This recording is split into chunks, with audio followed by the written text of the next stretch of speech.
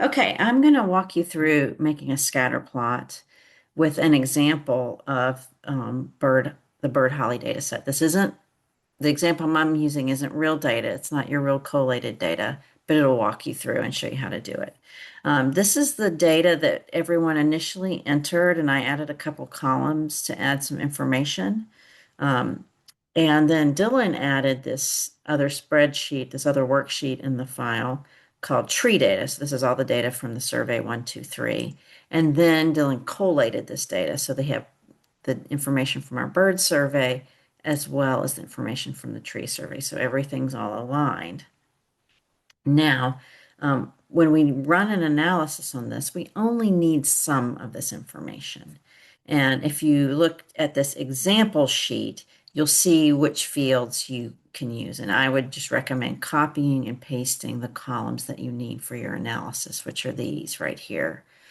Observation in minutes, group number, observation, observer name, tree location, berries absent or present, number of berries, number of species, and number of individuals. Now, this number of individuals value is going to have to be fixed with the groups before you can work with the actual collated data set because that was entered in as character data, and you're going to look back in your field notes to see what the numbers were.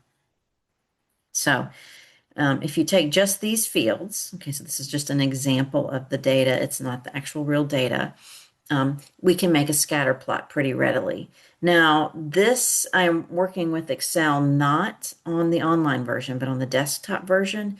You have access to Microsoft Office projects as a member of the Evergreen community and can use the desktop version. You'll need it, especially when it comes to making certain elements of the chart. Not all the options are available in the online version. So the first thing we're going to do is make a scatter plot.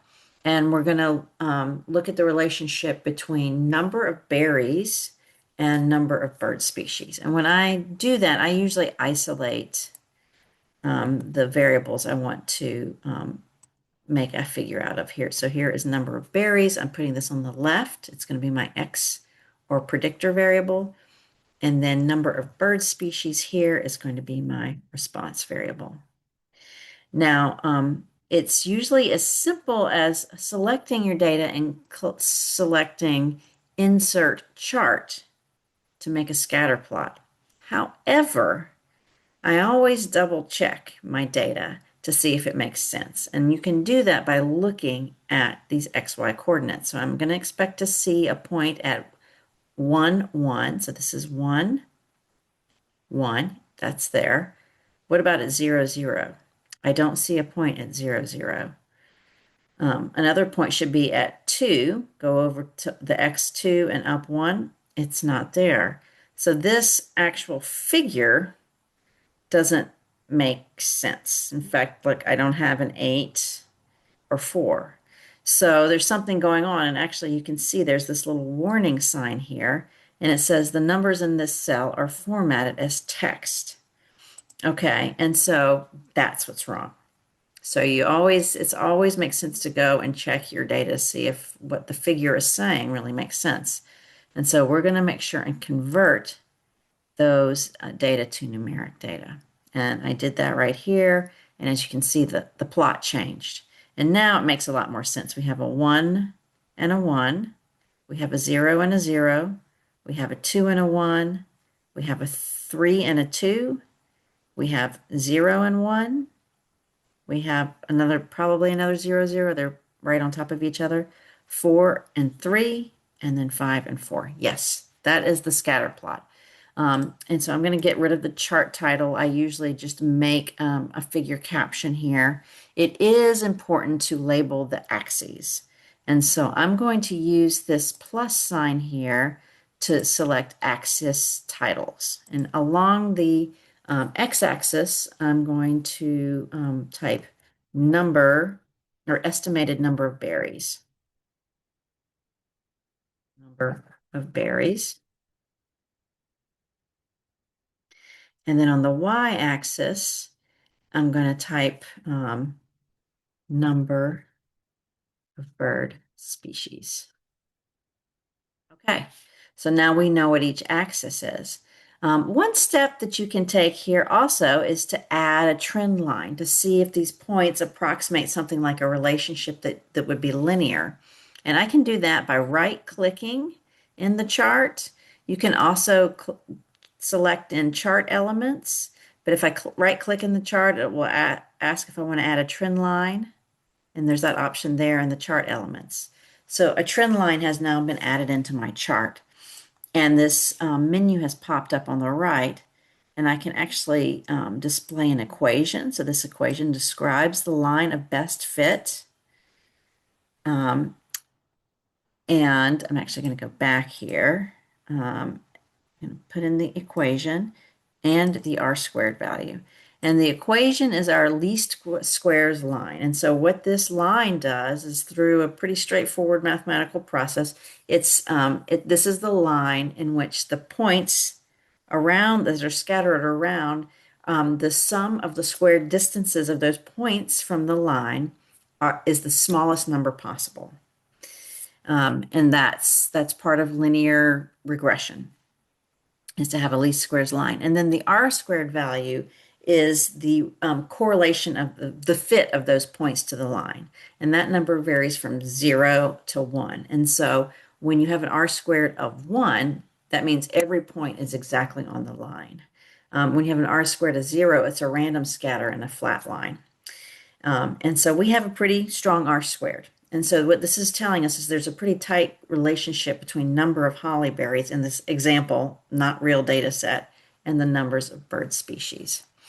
I can do this same type of scatter plot with numbers of berries. Oh, no, not, yeah, numbers of berries and numbers of individuals. Okay. And so sometimes you'll find a pattern in one metric and not another. And so it can be useful to look at both of them. Now, I'm just getting this warning sign again, so I'm going to go ahead and convert to number, and I'm going to insert a scatter plot. This is the scatter plot of numbers of individuals. In fact, it looks really similar. Looks like, oh, it's because I selected the wrong field. Here we go. Numbers of individual birds. I'm like, that looks exactly the same. Okay. This is numbers of individual birds. And so then the line is a little different. And so we can add a trend line. I'm going to add a chart title. I'm going to add the axis titles again. And this is estimated. Oops. Estimated number of berries. And then this one is number of individual birds.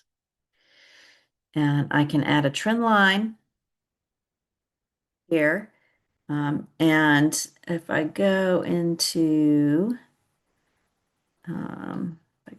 the format, the trend line, I can also display the equation in the r squared. And you can see that the r squared, the fit's not quite as good in this example. But you can also overlay, you can create a chart that has overlaid data. And so if I wanted to do that, I could go in here and you can select, you can go in and select data. So you can add a series, a second series, which would include numbers of individuals here.